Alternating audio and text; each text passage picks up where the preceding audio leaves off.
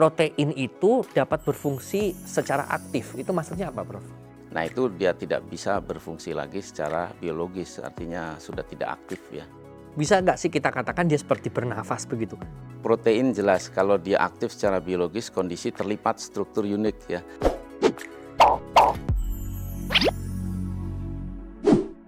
Assalamualaikum warahmatullahi wabarakatuh. Halo Sobat Talkshow IPB, kembali bertemu dengan saya Hendradi Hadinata dalam topik yang terkait hari ini adalah yang cukup menarik nih. Teman-teman mungkin pernah dengar protein ya. Nah, hari ini kita kedatangan seorang tamu spesial dari Departemen Fisika, yaitu Guru Besar Fisika Teori Profesor Tony Ibnu Sumaryada. Oke ya, kita akan berbincang-bincang terkait dengan protein ya hari ini, Prof ya. Oke, teman-teman mungkin pernah mendengar kata protein ya, tapi kalau terkait dengan pelipatan protein itu bisa menjadi misteri. Tapi ini sangat menarik karena ternyata protein juga berfungsi dengan penyakit di tubuh kita. Dan hari ini kita akan bicara lebih detail lagi terkait dengan protein. Oke, Prof Tony, kira-kira Prof, protein sendiri itu apa sih kalau teman-teman yang awam gitu ya? Dan bahasa sehari-hari mungkin bisa dijelaskan, Prof, terkait protein itu. Ya, jadi protein itu adalah salah satu bentuk struktur biomolekular. Struktur biomolekular itu bisa macam-macam, bisa DNA, RNA, kemudian bisa juga protein.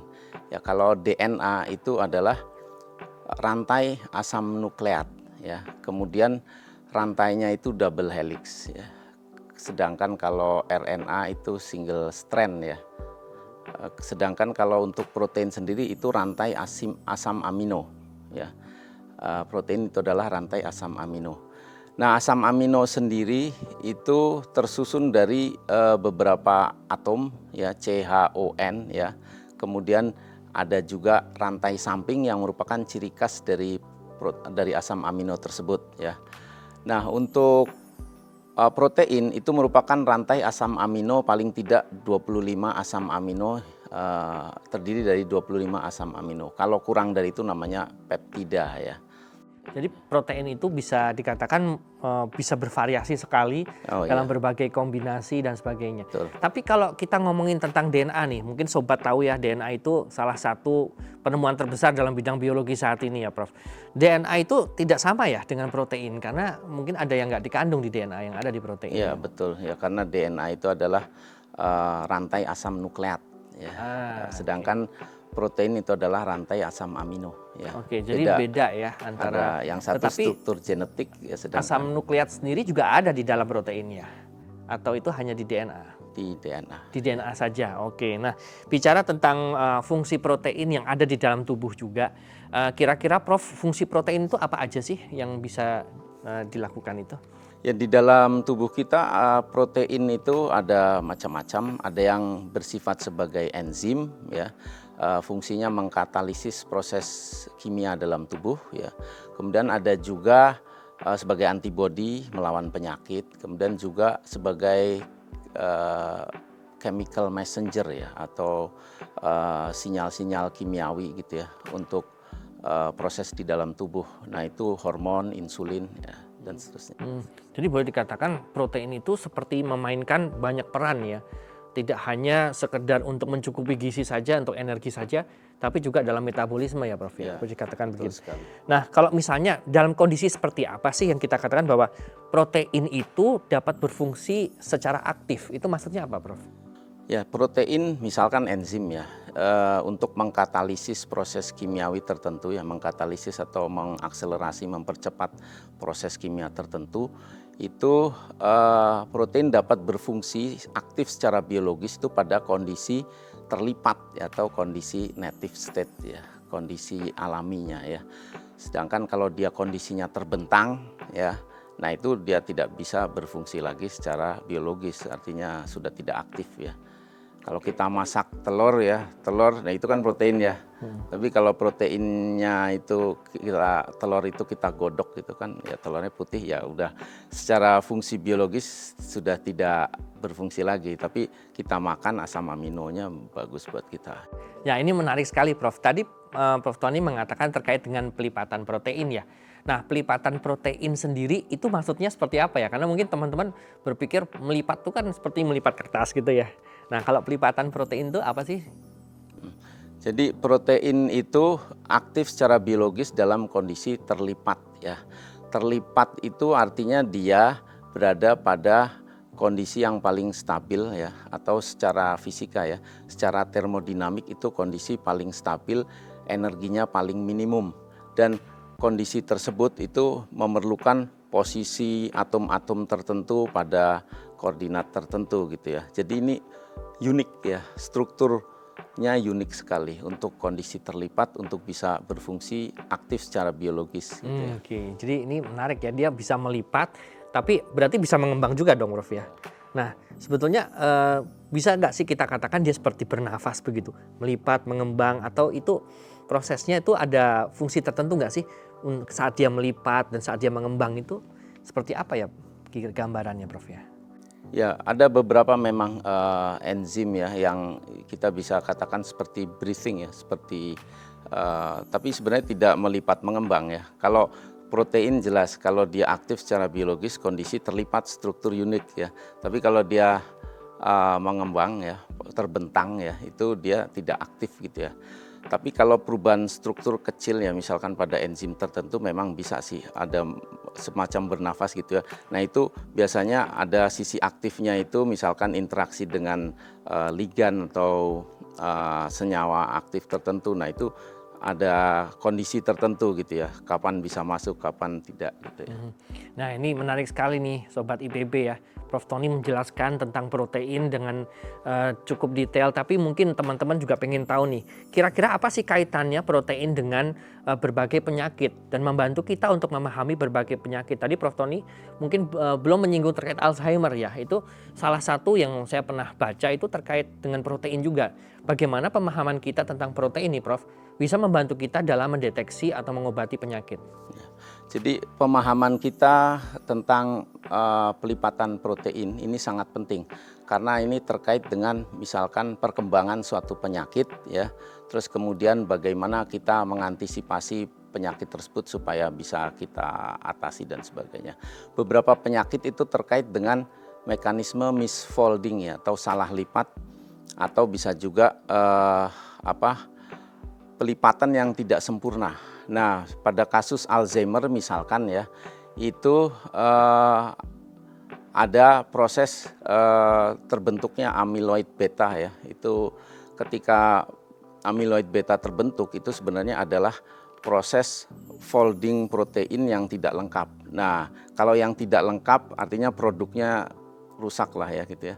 Nah, ini terbentuk, tercetak terus ya, dan itu bisa menghambat misalkan interaksi antar neuron ya. Jadi neuron dan neuron berinteraksi ya, saraf ya. Saraf itu berinteraksi, itu ada sinyal listrik lah, sinyal listrik kimiawi antar neuron itu ya. Dan itu reaksinya antara yang kita sebut sinaptik ya, sinaptik neuron itu. Nah, ini komunikasi ini terganggu karena di antaranya itu ada tumpukan protein yang salah lipat tadi ya. Jadi kita bisa mengidentifikasi penyebab suatu penyakit sampai ke level proteinnya ya, Prof ya. Nah, kalau dalam pengobatannya sendiri ada nggak sih metode yang kita gunakan untuk mengobati dengan cara protein ini? Kita misalnya melakukan tindakan tertentu atau melakukan simulasi terkait ini atau gimana nih Prof ceritanya? Ya, penting untuk memahami proses bagaimana terlipatnya satu protein. Misalkan kalau ada kasus lain, misalkan penyakit katarak ya. Penyakit katarak itu kaitannya dengan pembentukan gamma D kristalin ya. Itu adalah protein lensa mata ya. Nah, karena satu dan lain hal ya, misalkan proses pelipatan proteinnya itu tidak sempurna. Nah, misalkan nelayan di laut itu kan terpapar sinar matahari ini ya, intens ya. Nah, itu UV ya. Sinar ultraviolet itu mengganggu proses pembentukan gamma D kristalin tadi ya, sehingga proteinnya salah lipat, dan itu protein yang salah lipat itu menumpuk di lensa mata, makanya jadi putih-putih ya, seperti lendir keras, lama-lama keras. Nah, itu katarak itu. Nah, untuk mencegahnya ada berbagai macam metode ya. Ya tentu saja kalau yang paling efisien memang tindakan medis, operasi katarak dan sebagainya. Tapi banyak juga riset terkait herbal ya. Jadi herbal bagaimana sebelum ketika proses salah lipat itu mau terjadi ya, adakah enzim tertentu yang bisa kita inhibisi untuk menghambat produksinya, di stop dulu gitu ya, dan sebagainya. Itu banyak mekanisme yang bisa. Nah, itu menarik tuh para sobat IPB ya. Jadi kalau berjemur terlalu lama, jangan-jangan malah kurang baik juga ya untuk tubuh kita ya. Karena tadi mengatakan bahwa kalau misalnya terpapar UV terlalu lama juga bisa menyebabkan terjadinya abnormal dalam pelipatan protein itu, Prof ya. Nah, ini menarik juga ya. Kalau misalnya kita ngomongin tentang pelipatan protein. Terus kalau kita kaitin nih sekarang sistem kompleks ya. Karena kan protein itu terdiri dari banyak sekali interaksi di dalam tubuh sendiri. Gimana sih memandang dia sebagai sistem kompleks itu? Maksudnya gimana, Prof? Secara umum sistem kompleks itu kan tersusun dari subsistem-subsistem masing-masing dengan karakteristiknya masing-masing. Ketika bergabung dalam sistem yang lebih besar, muncul ya, emerging ya, muncul fenomena baru. Nah, ini termasuk memahami pelipatan protein ya. Ini kaidah yang diikuti oleh protein ini adalah kaidah energi minimum. Bagaimana asam amino yang susunannya tertentu itu paling stabil kalau dia melipat dalam kondisi seperti apa strukturnya ya. Tentu saja kita bayangkan ini kan semacam polimer ya. Kalau karet ya, karet kalau kita letakkan kan cenderung menggulung ya. Nah, kalau kita mau luruskan kan berarti kita mengeluarkan energi. Nah, itu kalau kita Gibbs free energy atau energi bebas ya, itu positif ya, artinya mengeluarkan energi. Kalau alamnya, secara alamiah apa ya, kita lepas menggulung ya. Nah itu jadi kondisi yang paling stabil ya, kondisi yang paling konformasi yang paling stabil itu adalah kondisi menggulung gitu. Nah, ini tahun 1969 ada Profesor Cyrus Lewinthal ya, Cyrus Lewinthal, dia mengungkapkan proses pelipatan protein ini misteri ya. Jadi misterinya bagaimana? Kalau kita bayangkan ada protein tersusun dari 100 asam amino ya. Itu 100 asam amino kalau kita mau interaksi kan berarti 99 sama 1 gitu kan. Setiap kali interaksi kan selalu 2 kan. 99 1 gitu. Nah, ini tiap asam amino punya 2 sudut ya, sudut dihedral, sudut torsional. Nah, itu berarti konformasi yang mungkin tergantung sudutnya itu adalah 3 pangkat 198. Banyak sekali. Banyak sekali. Kemungkinan ya, kemungkinan struktur yang mungkin seperti itu. Nah, kalau satu struktur aja di sampling ya, dicoba oleh si protein itu 1 femtosecond lah, 10 pangkat min 15 detik. Berarti itu butuh waktu 3 pangkat 183 detik. Sedangkan usia jagat raya kalau dihitung dari Big Bang itu baru 1,6 kali 10 pangkat 26 detik. Jadi dari jagat raya terbentuk sampai sekarang belum ketemu tuh struktur yang stabilnya. Kalau menurut hitungan matematik, random search aja, pencarian konformasi menurut kemungkinan ya. Tapi kenyataannya sehari-hari terjadi protein melipat, fungsi tubuh kita bekerja dengan normal, hewan-hewan normal. Artinya protein nggak usah mikirin perhitungan yang seperti tadi, dia melipat aja. Jadi seolah-olah sudah ada yang mengatur gitu, Prof ya. Kalau kita hitung tadi pangkat berapa itu 300 lebih ya. Itu sampai kiamat mungkin nggak selesai ya, Prof ya. Ini luar biasa ya, bagaimana sistem-sistem biologi ini bisa menghasilkan struktur yang paling efektif dan juga yang paling baik ya, tanpa harus menunggu secara random semuanya. Ini sudah seperti sudah ada yang diatur. Nah, ini luar biasa. Nah, kalau boleh tanya, Prof Tony kan di Departemen Fisika ya, pasti penelitiannya juga ada yang beberapa terkait protein ya nih, Prof ya. Nah, mungkin teman-teman Sobat IPB pengen tahu nih kira-kira terkait dengan pekerjaan sebagai fisikawan nih. Jadi fisika itu nggak cuma hukum Newton aja loh teman-teman ya. Jadi macam-macam protein gitu ya, bahkan bisa melipat dan sebagainya. Nah, kira-kira Prof Tony yang sudah melakukan riset di bidang ini seperti apa nih, Prof? Bisa cerita nggak ke Sobat IPB nih? Jadi untuk memahami bagaimana protein melipat ya, tidak cukup kita pengamatan eksperimental saja, tapi kita perlu tahu mengapa itu bisa terjadi lipatan. Nah, satu-satunya cara adalah memandang protein asam amino tersebut sebagai objek fisika ya. Asam amino kan terdiri dari atom, CHON. Atom kan punya inti atom, punya elektron segala macam. Nah, kalau kita pandang protein sebagai objek fisika atau entitas fisika, berarti dia punya muatan, distribusi muatan, dia punya massa. Nah, ini semua model-model fisika yang kita punya, perumusan fisika yang kita punya bisa diterapkan ya. Jadi ada, kalau dalam simulasi ada simulasi dinamika molekuler ya. Jadi bagaimana kalau posisi atomnya di sini interaksinya seperti apa? Bayangkan ada ribuan atom membentuk suatu sistem. Nah, ini satu bergerak efeknya ke lain seperti apa. Nah, ini dihitung pakai perumusan fisika sehingga kita bisa memodelkan nanti interaksi elektromagnetiknya, terus kemudian energinya secara elektrodinamik yang paling stabil, energinya paling negatif ya, paling stabil, itu struktur seperti apa. Oke, dan itu dihitung pakai hukum Newton juga bisa ya? Rumus-rumus Ini fisika. luar biasa nih teman-teman yang lagi belajar di sekolah atau yang sudah mahasiswa ya, melihat bagaimana hukum-hukum Newton yang sudah teman-teman pelajari bisa kita terapkan di sistem kompleks seperti protein, seperti pegas, tapi dalam hal ini dia ada banyak sekali variasinya ya Prof ya. Dan ini teman-teman bisa menjadi motivasi ya bahwa belajar fisika itu nggak cuman belajar yang apa kita pelajari di sekolah ya, tapi juga bisa mempelajari tentang pelipatan protein ini sendiri. Ini sungguh luar biasa Prof Tony. Dan kira-kira Prof, itu alat yang dipakai itu modalnya apa aja nih untuk melakukan penelitian itu? Untuk melakukan penelitian terkait bagaimana memodelkan pelipatan protein atau kalau mau pembentangan protein juga bisa. Yang jelas perumusannya adalah perumusan fisika ya, kita perlu menggunakan software atau kalau mau mengcoding juga bisa. Tapi umumnya sekarang udah ada software ya. Nah, kita menggunakan software tapi perlu komputer yang cukup kuat ya, karena bayangkan kalau misalkan satu protein misalkan ada 3.000 atom di dalamnya misalkan ya, protein kecil gitu ya. Nah, ini interaksi sekian banyak ini kita hitung untuk setiap 1 femtosecond pergerakannya seperti apa. Nah, simulasi tergantung, kalau simulasinya dari femto ke nano kan berarti 1 juta kali, itu baru satu interaksi. Kemudian yang ini dengan yang lain, jadi perhitungannya akan sangat besar. Kita perlu server ya, kalau di departemen kita punya server ya untuk melakukan perhitungan, tapi masih untuk protein kecil ya. Tapi kalau untuk protein yang lebih besar ya mungkin perlu HPC yang kuat atau ya, superkomputer. Nah ya, mungkin tambahin informasi, tahun 2020 ini Google, ada perusahaan Google DeepMind ya, itu dia mengeluarkan program AlphaFold ya.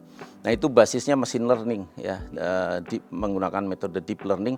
Itu kalau diberikan urutan asam amino seperti ini nanti akan terbentuk protein struktur paling stabilnya seperti apa. Nah, itu udah dicobakan ke belasan ribu protein dan itu dicek dengan hasil eksperimental ya, 90% oke lah gitu ya.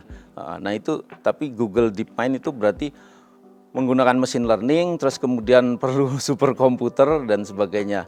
Dan ini baru protein tunggal ya. Ini sangat menarik ya teman-teman Sobat IPB. Jadi di fisika ini kita juga sudah punya high performance computing, tapi ke depannya nanti kita akan menggunakan bantuan juga dari Google ya untuk komputasi yang lebih cepat lagi, dan ini luar biasa menariknya ya. Jadi teman-teman ketika belajar fisika, sekarang wawasan teman-teman sudah mulai terbuka. Tadi Prof Tony sudah jelasin bahwa protein itu bisa kita modelkan pakai fisika, dan kedepannya kira-kira nih Prof, kalau kita ingin tahu apa aplikasi teknologi atau harapan dari kita mempelajari ini kalau nantinya sudah ada struktur komputer yang sangat cepat dan juga didukung oleh high performance computing tadi ya, itu gimana sih nanti akan mengubah secara medis kah atau akan mengubah pandangan manusia tentang kesehatan atau seperti apa nih Prof? Ya, ini kalau Google DeepMind kan baru memprediksi struktur protein yang paling stabil ya. Masih akan terus coba karena protein yang baru ditemukan pada organisme tertentu kan ada terus ya eksperimennya, kemudian dimodelkan struktur yang paling stabilnya itu baru protein tunggal ya. Tapi nanti bagaimana protein kompleks ya, protein berinteraksi dengan misalkan molekul obat. Nah, ini konformasi yang stabilnya seperti apa. Nah, ini kan bisa, kalau kita bisa prediksi semua dengan baik ya, dengan tingkat kepercayaan yang sangat tinggi misalkan. Nah, ini kan bisa membantu pembuatan drug design ya. Jadi computational drug design lah. Dengan kata lain nanti pengobatan itu bisa ditargetkan langsung ke proteinnya. Jadi lebih on target tuh teman-teman. Jadi pengobatannya udah sangat lebih canggih lagi, bisa sampai merambah ke folding proteinnya ya untuk membantu dalam mengatasi berbagai penyakit. Sebetulnya penyakit seperti Alzheimer ada nggak sih potensi kita benar-benar bisa menyembuhkan itu, Prof? Ya, kalau kita tahu mekanismenya, karena yang tadi saya sebutkan itu kan baru yang penumpukan beta amyloid itu salah satu mekanisme. Ada mekanisme-mekanisme yang lain. Jadi masih banyak yang bisa dikerjakan gitu ya. Termasuk kalau kami juga melakukan prediksi potensi suatu herbal ya untuk menghambat Alzheimer ya, atau untuk menghambat tadi katarak atau misalkan diabetes ya, itu kita lakukan juga di IPB ini. Oke, ini sungguh luar biasa teman-teman ya. Jadi dengan adanya pemahaman terhadap protein ini, kita bisa ke depannya lebih baik dalam pengobatan, dan ini mungkin teman-teman terbuka wawasannya bahwa belajar fisika itu ternyata bisa juga nanti membantu dalam mengobati penyakit. Ya, ini sungguh luar biasa. Jadi kalau begitu nggak salah pilih fisika ya Prof ya? Masuk jadi profesor fisika nggak salah pilih ya kayaknya. Enggak. Ya, oke. Belajar fisika bisa mempelajari semua gitu ya. Oke, Dan bisa memberi kontribusi pada masyarakat yang lebih luas. Tidak melulu fisika tapi bidang-bidang lain itu bagian dari. Oke, teman-teman. Nah, ini cukup menarik ya terkait dengan protein tadi, riset protein. IPB sebagai salah satu kampus yang berbasis agromaritim pasti punya berbagai rasa ingin tahu terhadap penelitian Pak Tony ini. Kira-kira secara riset apa yang akan berguna buat IPB nih terkait ini?